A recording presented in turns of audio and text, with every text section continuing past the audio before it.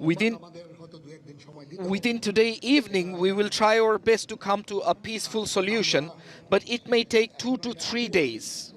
It is too early, but we will go and discuss this matter with the Honorable President. Let's analyze this latest development with political analyst Faham Abdus Salam. Faham, good to see you. So, listening to the army chief, there's this one thing that really stands out for me. Correct me if I'm wrong. The army was not expecting Sheikh Hasina to resign because if they were, they would have a plan in place, a transitional plan in place. But the fact that he says he needs some time to figure out how the country is going to move forward goes to show that the army was taken by surprise. It's difficult to say because General Waqaruzzzaman, he happens to be is married to cousin of Sheikh Hasina. So there is this relationship dimension to this. And he is viewed in Bangladesh as generally a good person. Again, it's difficult to explain, but within the military, the level of politicization was so grotesque during Hasina regime that among that upper echelon of military generals, he was viewed as a good person. Now, but he's also viewed as an indecisive leader. That is the general perception of people in Bangladesh. Now, from that point in view, having that point of view, I would say that people knew that and generally expected that Sheikh Hasina would resign, but they were unsure how these things would happen. Now, once she is left, I think that discussion has started that how this interim government would look like. But we have spoken about this for last 6-7 days, that there would be an interim government and we need to talk about it.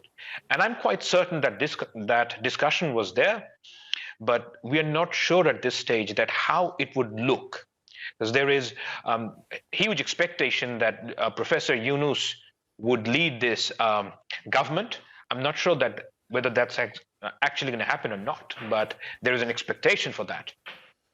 Right. I want to bring in two important updates that we have just Sheikh Hasina has landed in India's eastern city of Agartala, and that's according to CNN News 18, citing sources. So this is an update that we have just received, and the same channel, the CNN News 18, citing sources, says that India is set to offer safe passage to Bangladesh's Sheikh Hasina. So certainly a significant development here. Faham?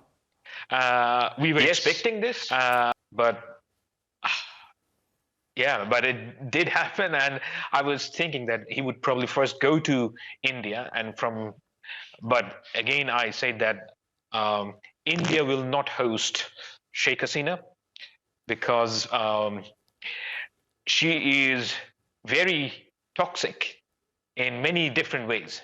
And if you host Sheikh Hasina, you basically invite trouble. So I'm not sure that where she would go from here on, but according to the sources, according to the latest reports that I'm seeing on the wires right now, CNN News 18, a local news channel in India, it says India is set to offer safe passage to Sheikh Hasina. I mean, is that an indication that this is where she is going to be from this point onwards? Because, you know, speaking to protesters, and this is what Mohammad Kamruzaman was telling us out of Dhaka as well, that some people were expecting her to go to London. Yeah, that's what we think. And whether she would live in UK, I don't think that's going to happen, because the diaspora community in Britain, as we were speaking, I am receiving a lot of messages, and I see the one thing again and again, that she cannot live in UK. So these are people, activists from UK, and they don't want her to have return to normalcy, so to speak. So yeah, I don't think she would be able to live in UK for long. Right, and Assuming that these reports are true and she has landed in India, what do you think this tells us about the relationship between Prime Minister Modi and Sheikh Hasina? Prime Minister Modi would forget her in a few hours.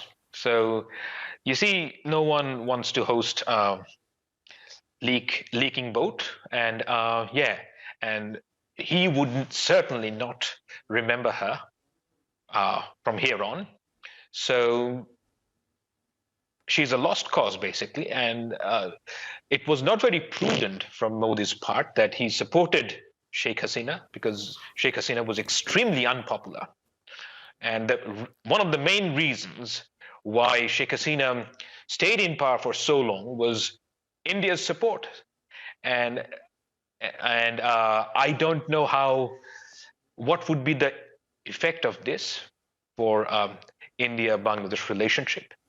But hosting Hasina will certainly not be viewed by ordinary Bangladeshis as a good gesture. Faham, I want to talk about one of the statements made by the military chief. He said, and I'm quoting him here, "Won't need martial law if peace returns to Bangladesh." And he also pledged an investigation into death of protesters. So the fact that he said, "won't need martial law if peace returns to Bangladesh," I mean, should we read between the lines here, or am I reading too much? Yeah. No, I mean, there is no appetite for military rule. I mean, you have to realize that military is not very popular in Bangladesh because of their association with Sheikh Hasina. That's the reason. It used to be very popular 15 years ago, but it's no longer a very popular, okay, popular is not the right word. I mean, it's not a very trusted organization. Now, the fact that Sheikh Hasina has left, things would change. Now, I would expect the one way to gain trust of ordinary people is immediately start the trial of those senior officials who were responsible for this mass murder.